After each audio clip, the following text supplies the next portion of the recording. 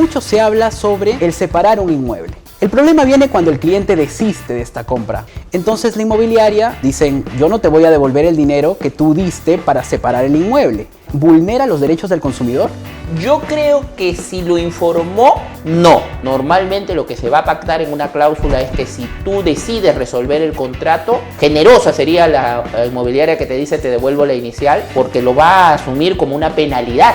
¿Cómo es que Indecopi analiza el hecho de que tú incluyas como medio probatorio la grabación de una llamada donde se haya ofrecido algo, digamos? Esa prueba debería ser completamente aceptada. Me atrevería a decir, Marco, que el consumidor ni siquiera debería pedir permiso o autorización para la grabación. ¿Es pertinente que los consumidores interpongan una denuncia ante el Indecopi sin asesoría legal, teniendo en cuenta el enfrentamiento que van a tener con inmobiliarias? El abogado tal vez, o la recomendación legal, o la opinión legal, o el consejo legal puntual, debería venir desde la primera etapa, porque aquí puedes evitar terminar en el conflicto. ¿Qué tan específica tiene que ser esta información sobre la entrega del inmueble? Yo creo que debe establecerse una fecha. Obligan al inmobiliario a colocar un plazo. No es suficiente la condición, porque pudo haber sido cualquier condición. Yo me obligo a entregarte el inmueble cuando Alianza Lima campeón en la Libertadores. Nunca. ¿Cómo evito ser estafado por una inmobiliaria? ¿Qué acciones preventivas puede tomar un consumidor para evitar estas estafas, ¿no? Yo soy Marcos Cancho y hoy tenemos una interesante entrevista sobre derechos del consumidor en el sector inmobiliario. ¿Quién no ha soñado alguna vez con comprarse un departamento, no? Es el sueño de todos y justamente antes de tomar esa decisión es vital conocer cuáles son los derechos que te protegen como consumidor. Además, qué cláusulas que las inmobiliarias pueden incluir dentro de sus contratos pueden ser abusivas. Precisamente sobre ello vamos a conversar en esta entrevista y para ello tengo como invitado al doctor Julio Pozo. Él es abogado especialista en Derecho Inmobiliario. ¿Qué tal, doctor? Hola, Marco, muchas gracias por la invitación. A usted, doctor. Y le comento que tenemos hoy una línea de tiempo que vamos a seguir al momento de generarse una relación de consumo entre cliente, ¿no?, y inmobiliaria. En este caso, por ejemplo, para iniciar, típico caso, las inmobiliarias antes de formar una relación de consumo, lo que hacen es generar ofrecimientos, ¿no?, a los clientes. Ofrecimientos, por ejemplo, vamos a dar un ejemplo, mediante el departamento piloto, ¿no? Por ejemplo. Al cliente lo llevan por el departamento piloto, le muestran un armario con ciertas dimensiones, cierto número de cajones, supongamos, ¿no?, incluso con una marca determinada. Pero ¿qué ocurre cuando al momento de recibir el departamento el cliente no recibe ese armario que le prometieron, ¿no?, que mostraron como ofrecimiento? ¿Eso significa una infracción al derecho del consumidor, doctor? Marco, aquí es muy importante considerar dos cosas a favor del consumidor inmobiliario. Puntualmente. Hay un deber de información, un marcado deber de información de parte de una inmobiliaria en el que yo a mis clientes que son inmobiliarias siempre les digo, deben exagerar. ¿Deben exagerar en qué sentido?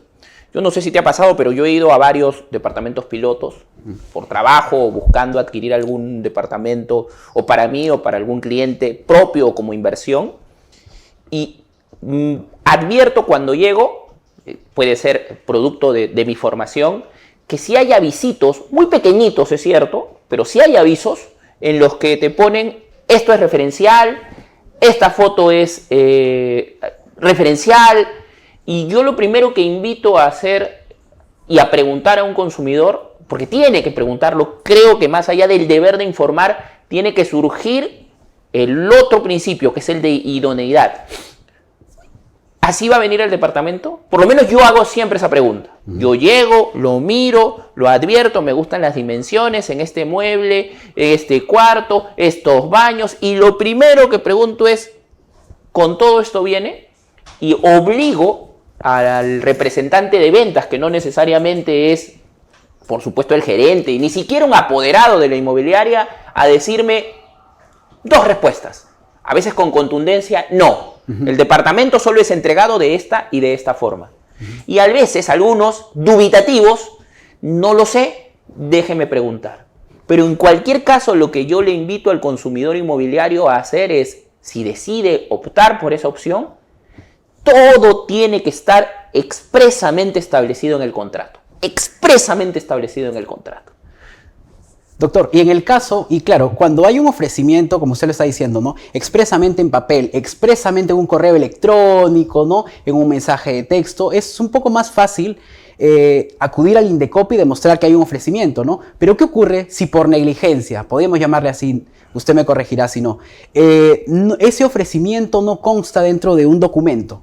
Y si no, ha sido de manera verbal, ha sido por llamada telefónica, ¿cómo puede entonces el consumidor demostrarlo, no? Y es muy difícil, Marco, porque igual que a nivel judicial, a nivel administrativo, el tema probatorio es determinante. Yo puedo ostentar un derecho, yo puedo saberme titular de un derecho, pero si no tengo cómo acreditarlo, tengo un primer gran escollo que saltar. Lo interesante en materia de Indecopi y en materia administrativa es que hay una cierta flexibilidad para entender que desde la posición del consumidor puede resultarle un tanto más complicado probar. Y entonces se recurre, desde mi entendimiento, a lo que se denomina los sucedáneos de la prueba. ¿Qué es esto? Para explicarlo a tu audiencia. Son aquellos elementos que en estricto no son una grabación, no son un mensaje de texto, no son un contrato, pero son elementos que pueden generar que al consumidor se le haya generado a su vez la idea de que así debió venir. Ya. Te voy a poner dos ejemplos puntuales. Tú llegas al departamento, lo miras amoblado. Claro. Puedes decir como consumidor, me ofrecieron vendérmelo así. Tú prueba el mensaje. No, me lo dijeron, iba a venir con este mueble. La costumbre en materia inmobiliaria, con total honestidad, es que el inmueble venga, salvo la cocina, completamente desamoblado. Entonces ahí tu mecanismo de prueba es qué sucedáneo, qué indicio adicional vas a tener. Por otro lado, vas al departamento piloto y encuentras una determinada marca en los lavatorios. Claro. Y no quiero decir qué marca. La marca X, tú la conoces, es medianamente conocida en el mercado y te gusta. Y es un elemento determinante para comprar. No te la pusieron en un correo, no te la pusieron en un mensaje, no vino en el contrato. Pero en mi entendimiento, si tienes una foto referencial, le tomaste una foto porque era tu preocupación, porque querías ocupar y lavarte las manos en ese tipo de marca. Y por eso compraste el departamento. No hay, de nuevo, mira mi ejemplo, no hay mensaje, no hay correo, no hay acuerdo, ni siquiera lo preguntaste. Yo estoy completamente seguro que si vas a Indecopi, tienes un elemento sucedáneo para decir, pero iba a venir con esta marca y me pusieron, claro, me pusieron la marca, entre comillas, inferior. Creo que tienes un elemento manifiesto para poder reclamar, para poder exigir. Pero déjame concluir con algo, Marco, porque es importante. Nos gusta analizar los problemas y para eso existimos los abogados, aparentemente, para solucionarlos. Pero yo trato de ser siempre preventivo. Mi consejo va a ser todo por escrito. Todo. Y creo que ahí hay completa libertad y autoridad de parte del consumidor para exigir que lo quiere por escrito. Y se lo tienen que dar por escrito. Entiendo, doctor. Continuando con el escenario de que no consta por escrito, ¿no? Este ofrecimiento, ¿podría ser de alguna manera un consejo, no sé, a la gente que nos está viendo en esta transmisión, ¿no? Por LP Pasión por el Derecho, que si el ofrecimiento es por llamada telefónica, una de las pruebas sea la grabación de esa llamada? ¿Podría darse de alguna manera? ¿Cómo es que Indecopi analiza el hecho de que tú incluyas como medio probatorio, ¿no?, una llamada telefónica, la grabación de una llamada donde se haya ofrecido algo, digamos? Yo creo que si no se trata de una discusión donde se involucren derechos personalísimos y se trate más bien de una discusión o de una conversación, para ser más claro, respecto a lo que tiene que tener, a las razones por las que compras, a lo que te están ofreciendo, esa prueba debería ser, para mí, completamente aceptada, totalmente entendida, repito, en ese marco, en esa cápsula. Me atrevería a decir, Marco, que el consumidor ni siquiera debería pedir permiso o autorización para la grabación. No obstante, no es lo que recomiendo. De nuevo, no le puedo mandar un mensaje, la verdad es que el jefe no está y no le puede mandar un correo, pero así va a ser. Bueno, señor, lo estoy grabando. Puedo, ¿no? Porque me lo está ofreciendo. Yo estoy comprando en función a eso. ¿Y si le dice que no? Que no porque, bueno, yo no creo quiere que salir en el video. Yo creo que hay una gran razón para pensar bien en la adquisición. Porque ¿sabes algo, Marco? Las normas del consumidor que ahora protegen al consumidor inmobiliario, en general al consumidor, no es que se olviden, pero tampoco soslayan algo. En cualquier operación, la confianza es determinante. Eso que se llama instinto para adquirir es determinante. Y la confianza se basa en hechos materiales. Se tiene que basar ahí. Hey, no me puedes mandar un correo, no está tu jefe. Ok, lo racional es, te espero. ¿Me lo puedes enviar más tarde? Que tu jefe regrese. ¿Me lo puedes alcanzar mañana? ¿Que lo puedas enviar? Si comienzas a encontrar negativas, te diría que hasta pedir una grabación ya de tu parte ya estás desconfiado. Estás forzando, ya ¿no? Estás forzando. Estás forzando. Yo prefiero ser mucho más práctico. Pero de nuevo, si en ese supuesto la persona, por su conducta, por su manera de ser, considera que debe dejar el audio grabado o un video, también es válido, ¿no? Hay que saber entender cómo somos las personas. Finalmente, el deber de informar y el deber de cumplir con idoneidad es de la inmobiliaria, no es del consumidor. No le demos al consumidor una responsabilidad que no tiene. No le exijamos algo que no debe él probar. Hay que tener cuidado con eso. Correcto, doctor. Continuando con esta línea de tiempo imaginaria que estamos realizando, ¿no? El paso a paso que un cliente puede tener, un futuro consumidor puede tener con una inmobiliaria, mucho se habla sobre el separar un inmueble, ¿no? Que la inmobiliaria básicamente plantea este escenario, ¿no? Tú deseas este inmueble, yo no lo voy a ofrecer a otra persona, vamos a bloquearlo, no va a estar en el mercado, pero cliente, tú lo que tienes que hacer es depositar determinada cifra de dinero, ¿no? Y ya no lo voy a ofrecer más. El problema viene cuando el cliente desiste de esta compra, por X razones. Entonces la inmobiliaria, algunas, dicen, bien, yo no te voy a devolver el dinero que tú diste para separar el inmueble. ¿Esta acción de la inmobiliaria vulnera los derechos del consumidor? ¿Puede hacer esto la inmobiliaria? Yo creo que si lo informó, no. Pero permíteme abrir un poquito, a modo de ejemplo, tu ejemplo. Cuando tú vas al bien, te enamoras del departamento, estás sumamente presentable y en tu análisis dices, este es, naturalmente el vendedor te va a decir, hay 500 personas detrás del mismo, sepárelo. Y normalmente te piden, muy usual, $500, $1,000 por separarlo. Pero creo con honestidad que hoy es muy flat entender y escuchar que te dicen, por si acaso, si usted se desiste, le voy a descontar un gasto administrativo, que normalmente es simbólico, pero se lo voy a devolver. Eso es deber de información. Normalmente viene así. Imaginemos que no se lo dicen. Imaginemos que no le dicen al consumidor que si se desiste por separarlo, no le van a devolver nada. Yo creo que ahí la inmobiliaria está cometiendo un craso error, porque no ha informado al consumidor que es posible la devolución. Pero por otro lado también, Marco, es entendible que si de otro lado, más bien la inmobiliaria avisa y dice, por si acaso esto es parte de tu inicial, no te puedes desistir, yo particularmente te diría, te sujetaste a un término contractual y si no es contrario al orden público, a las buenas costumbres, no hubo vicio, nadie te violentó para que lo decidieras, lo aceptaste. Pero con honestidad es muy común que ese gancho para separar, si te desistes por alguna razón, te lo terminen entregando casi al 100%. Le descuentan el tiempo que tuvo el vendedor, casi al 100%. Otra cosa es dar inicial. Cuando tú das la inicial, ya estás en un escenario diferente. Y te quieres desistir, ya estás en un escenario distinto, porque ya la inicial forma parte del precio. Ya es lo que tú... Claro, esa cuota de $500 entra al precio, pero no deja de ser algo simbólico, la verdad. Y por eso las inmobiliarias normalmente no se hacen problema. Y si tú te desistes, te la devuelven. Te descuento $50, $40 y la gente la verdad lo va a aceptar porque dice, yo di y qué bueno que me devuelven mis 460. Con la inicial es diferente, Marco. Es completamente distinto. ¿Cómo es en el caso de las iniciales? Lo que pasa es que en el caso de las iniciales, Marco, la posibilidad de desistirse es menor. Porque ya para dar una inicial, ya firmaste un documento. Una minuta, un pequeño acuerdo, ya firmaste algo y ya lo entregaste como parte de... Normalmente lo que se va a pactar en una cláusula es que si tú decides resolver el contrato, generosa sería la inmobiliaria que te dice te devuelvo la inicial, porque lo va a asumir como una penalidad Va a decir, oye, yo tuve una expectativa, te entregué este departamento, dejé de ofrecerlo, me diste una inicial.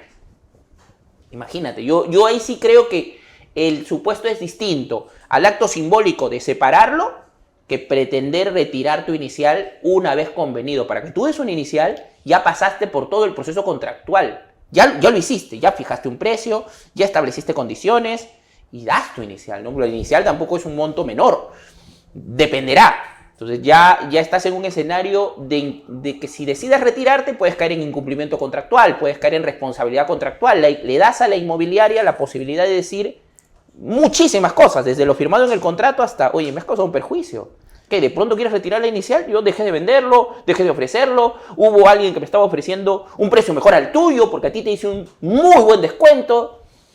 Ya estás complicado. Doctor, pero ahí, por ejemplo, un consumidor podría retrucar, ¿no?, a lo que usted me está diciendo, a lo que usted está respondiendo y decir, claro, es cierto que yo di la inicial, existía, digamos, un interés genuino, ¿no? Y por lo tanto la inmobiliaria asumió que yo iba a pagar lo que faltaba, ¿no?, el dinero que faltaba.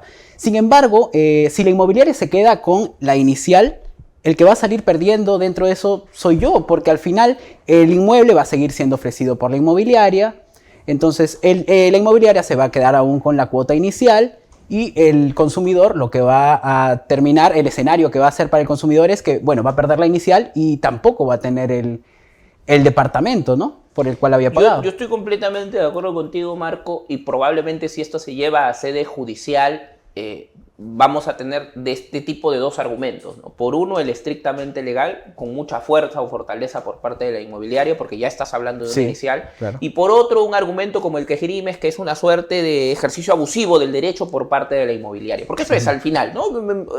Oye, ok, se está quedando con mi inicial, yo no tengo el departamento, ellos lo van a poder vender, o sea, están cobrando doble. Claro. Abusivo, están ejerciendo abusivamente su derecho. Hay un artículo en el Código Civil del título preliminar, es un principio que dice, tú puedes ejercer tu derecho, pero no lo puedes hacer abusivamente.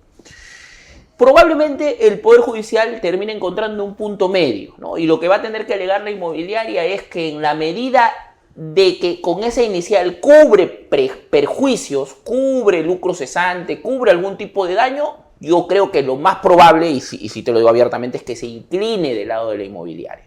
Si no tiene cómo sustentar ese perjuicio, si no tiene cómo sustentar ese daño, más allá de lo contractual, tal vez encuentre el consumidor algún amparo.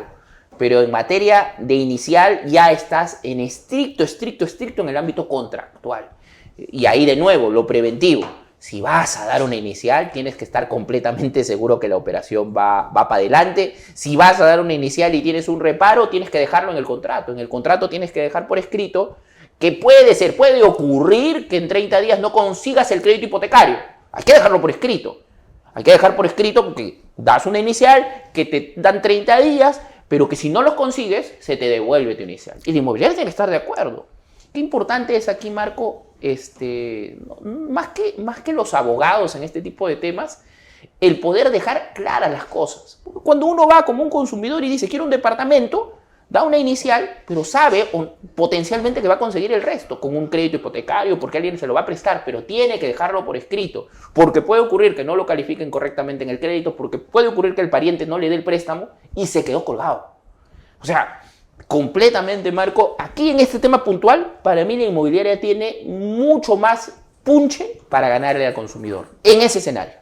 Entiendo, doctor. Y continuando con la línea imaginaria que estamos realizando todos y también estoy seguro todos los seguidores del EP que están viendo la transmisión en este momento por el Facebook de la página, llegamos a la entrega del inmueble, ¿no?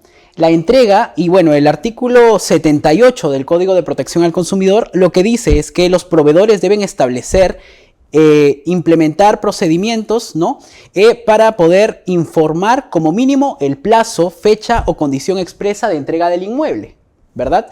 Doctor, en este caso, ¿qué tan específica tiene que ser esta información sobre la entrega del inmueble? ¿Debe consignarse una fecha tal cual 20 de agosto de 2020, por ejemplo? ¿O la inmobiliaria puede decir fecha aproximada, fecha estimada de entrega de inmueble 20 de agosto de 2020? Y eso le da, digamos, cierta flexibilidad, ¿no?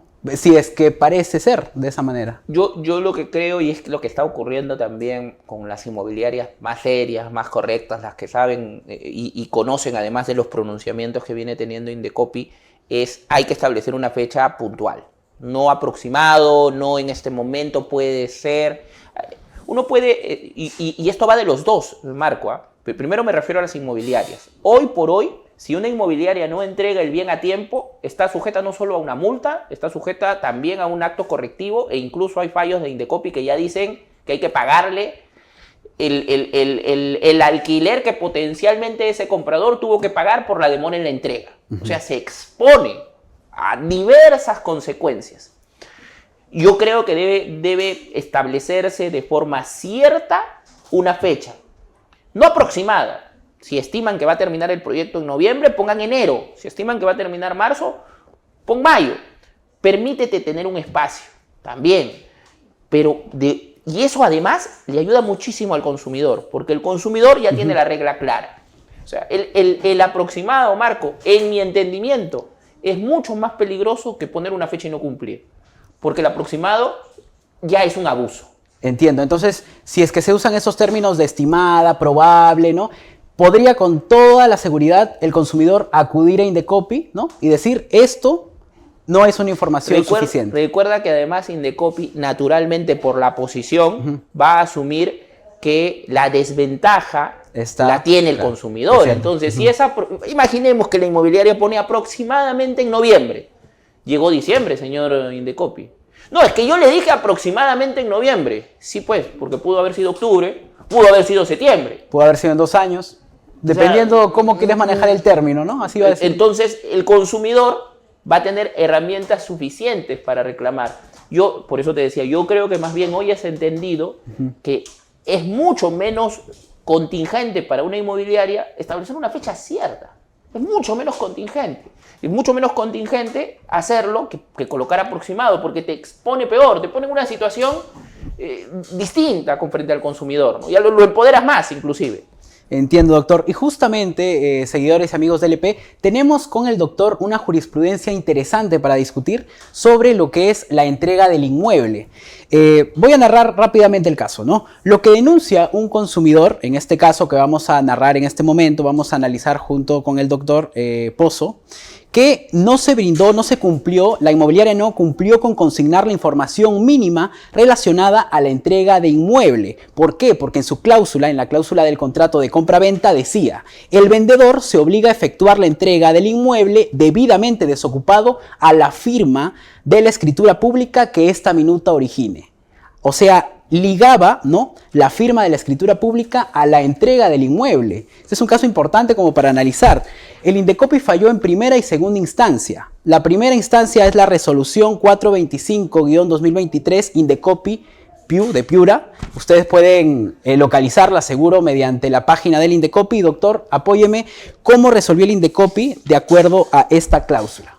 De acuerdo a esta cláusula, consideró que el plazo no previsto, porque no se colocó un plazo, podría ser determinable, pues la entrega estaría sujeta a la realización de un acto, el cual no se encontraría vinculado a ninguna condición que permita al consumidor determinar el plazo.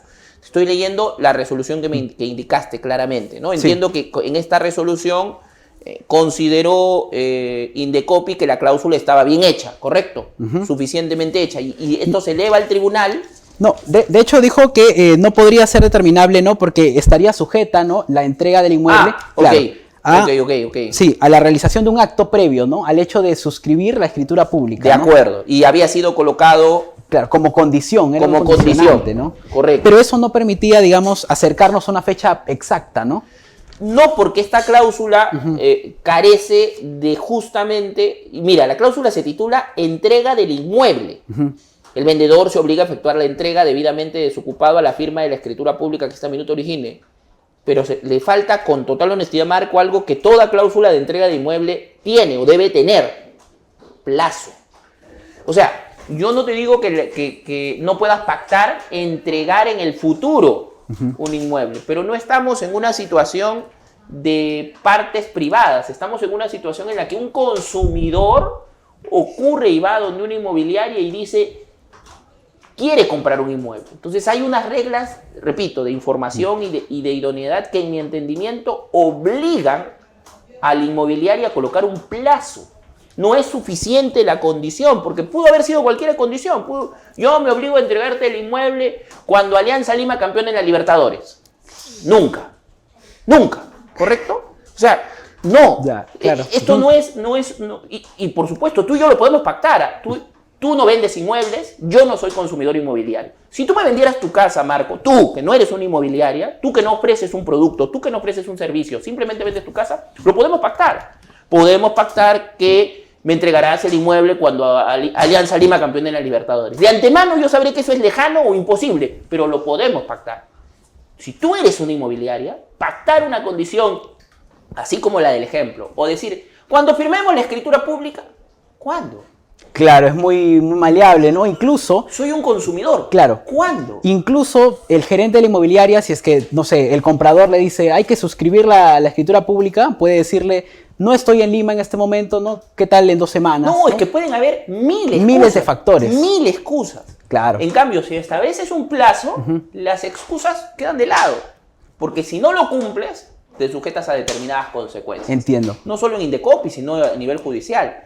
Diversas consecuencias. Doctor, y a pesar de ello, bueno, se apeló, ¿no?, la resolución y lo que se determinó, ya vamos con lo que es la resolución 614-2024 SPC Indecopi. Estoy diciendo las resoluciones para que la gente que pueda seguirnos por las redes sociales se anime también a revisarla, porque son casos bastante interesantes y que permiten, digamos, ver el panorama completo del sector inmobiliario, ¿no? Lo que se determina en esta resolución, doctor, en segunda instancia del Indecopi, ¿no?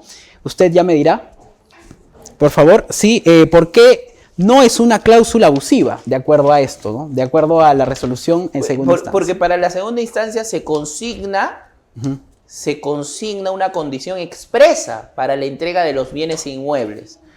Con honestidad, Marco, el factor plazo es determinante. O sea, sí, yo no digo que no, la condición es expresa. ¿Hay una condición ahí? Sí, claro. ¿Y es expresa, entonces? Sí, es expresa, pero no es suficiente para un consumidor. No puede ser tratada, en mi entendimiento, como suficiente para un consumidor. Porque dejar a libre albedrío o a una condición, un evento tan importante como la entrega en la compra de un departamento, yo te diría que estamos ante una condición esencial. Mira, hay muchas ideas que pueden surgir. Es esencial saber cuándo usted me va a entregar el departamento. No, cuando firmemos la escritura pública, no. Tiene usted que darme una fecha.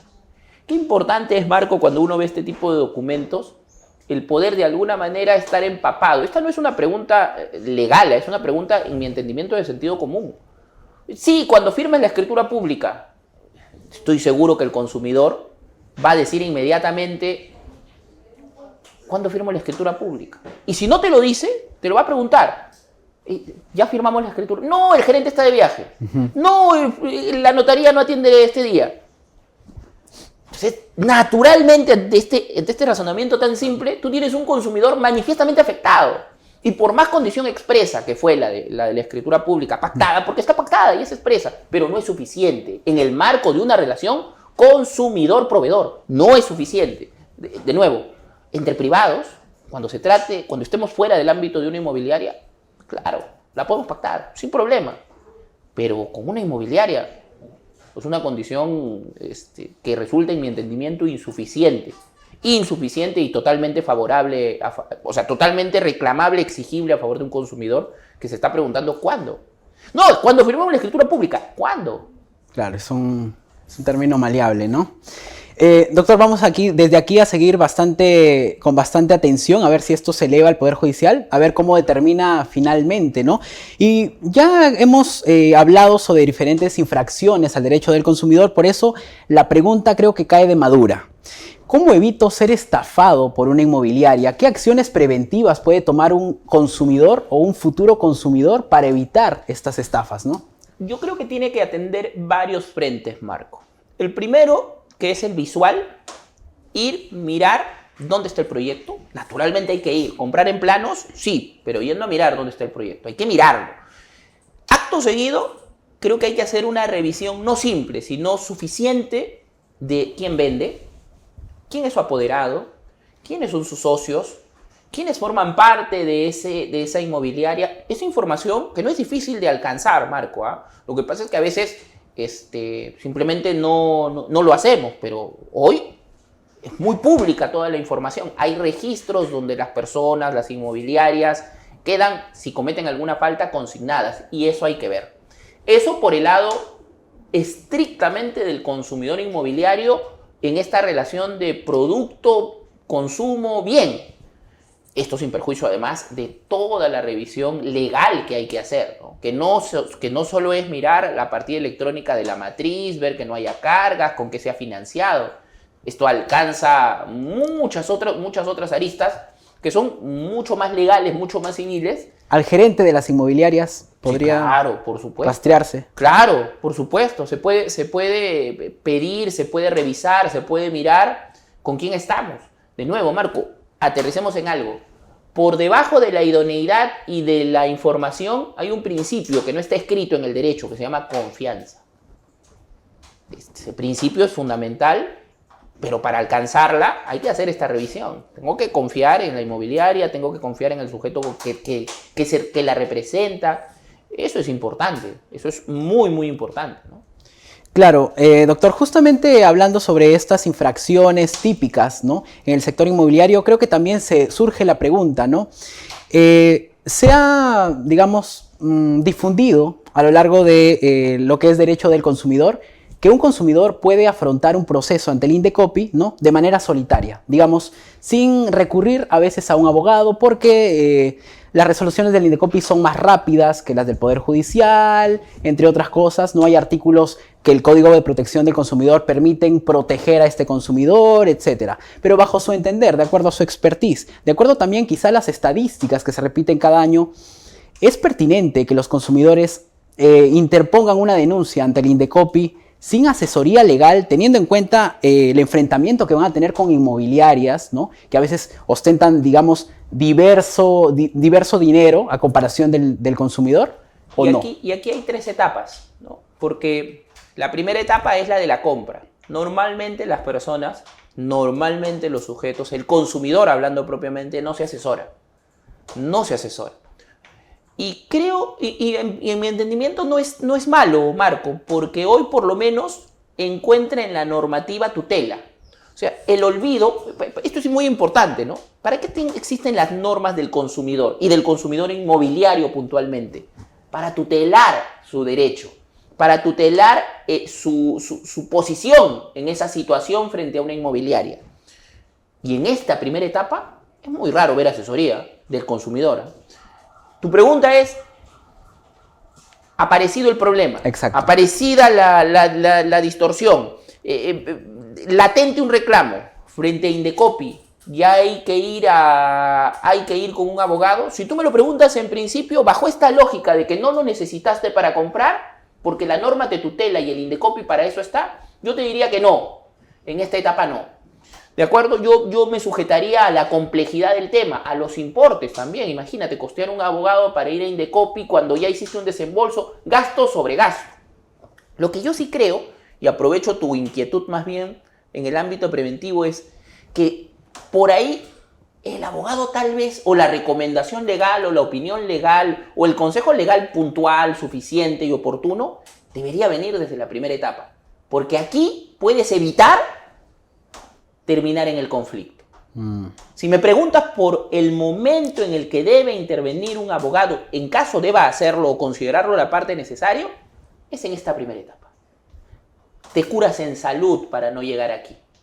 Si resulta inevitable llegar aquí, de acuerdo a la complejidad del tema, por supuesto que hay que convocarlo. Yo sí creo que hay que convocarlo. ¿Por qué? Porque es mejor solucionarlo aquí que afrontar el Poder Judicial. Es otra etapa. Ahí necesariamente necesitas un abogado. Entonces, creo que la pregunta nos permite, Marco, entender cuál es el momento. Esto sin perjuicio, repito, de que las normas de defensa del consumidor inmobiliario puntualmente y lo que viene siendo Indecopi, en mi entendimiento, hoy por hoy parecen ser suficientes para tutelarlo sin la necesidad del soporte de un letrado. Pero si hubiere que hacerlo intervenir, yo lo haría intervenir desde un primer momento. Entiendo, doctor, correcto. Y ya para finalizar la entrevista tenemos aquí para conversar también con aquellos que están siguiéndonos con la transmisión, 2 cláusulas abusivas, también determinadas por el Indecopi, ¿no? En diferentes resoluciones. La primera resolución que tenemos aquí yo y el doctor es la resolución 1053-2024 SPC Indecopi. Bueno, se determinó que era una cláusula abusiva y yo dicto la cláusula primero, usted nos explicará por qué se determinó que era abusiva. Y es, ante el incumplimiento de una cuota de pago, ¿no? Se brindará a la inmobiliaria una indemnización por daños y perjuicios hasta por un importe equivalente al 30% del precio pactado. 30% del precio pactado. ¿Por qué razón el Indecopi determinó que esta era una cláusula abusiva, doctor? Mira, en sus considerandos afirma que no resulta razonable, no obra en el expediente ningún elemento que justifique dicho porcentaje, ni la parte denunciada ha sustentado de qué forma se determinó que el referido porcentaje compensaba el daño ocurrido por el incumplimiento. Era lo que hablábamos en una parte de esta entrevista, ¿no? Hay que justificar. Sí, porque, repito, a diferencia de lo que ocurre en una relación entre privados, donde, por supuesto, hay límites, en materia del consumidor los límites son mayores. Porque estamos entre dos sujetos con posiciones completamente distintas, en un perfecto desbalance, y hay que tutelar al consumidor. Una cláusula como esta, o sea, yo no me veo como abogado sustentando frente al Indecopi o a los magistrados, estaba pactado. No pues, es un consumidor, ¿no? No hubo dolo, no hubo violencia, lo firmó plenamente consciente, sí, pero no es una parte privada, potencialmente no tuvo asesoría legal. Es un consumidor. Es un consumidor. No, completamente abusiva esta cláusula, Marco. Totalmente, 100%. Tremendo ejemplo de cláusula abusiva, ¿no? Tremendo ejemplo. Y también tenemos la última cláusula abusiva para analizar, ¿no? Creo que esta ya se denota desde su propia concepción que es abusiva, es más claro. La cláusula dicta, ¿no? Las partes renuncian a ejercer cualquier acción y a toda pretensión destinada a cuestionar su existencia. O sea, renuncian a, por ejemplo, denunciar precisamente, ¿no? Que esta cláusula es abusiva o que el contrato es abusivo, ¿no? Y lo que dice el Indecopi es manifiestamente claro. Cláusula en materia de análisis constituye una desventaja para el denunciante porque implica una renuncia a su derecho de poder completamente, ¿no? Esto reafirma mi idea, de nuevo, en esta etapa en la que te enamoras del proyecto y decides comprarlo, nunca pides asesoría legal. Es muy poco común. Requieres la asesoría a veces cuando estás en la etapa ante Indecopi y obligatoriamente en el Poder Judicial. Pero advertamos aquí, por lo menos en estos dos ejemplos que tu audiencia te ha trasladado, Marco, que sí, pues, el Indecopi advierte, primero, una cláusula abusiva con la penalidad y segundo, manifiestamente abusiva porque de antemano le hace pactar una renuncia, que es recontra ilegal.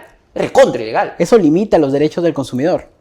Claro, completamente, 100%, ¿no? Y le da una razón propia, ¿no? Constituye una desventaja. Sí, por supuesto. Claro, creo que es más evidente. No, es manifiesto, ¿no? Doctor, muchas gracias por habernos acompañado en esta entrevista. Esperamos volver a tenerlo por aquí para hablar sobre derecho inmobiliario en una oportunidad más, ¿no? Muchas gracias a ti, Marco.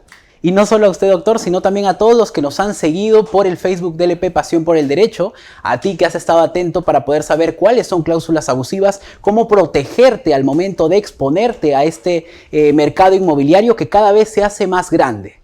Te animo a que estés atento a las publicaciones de lo que es LP Pasión por el Derecho porque se vienen nuevas entrevistas muy interesantes, no voy a hacer un spoiler creo yo.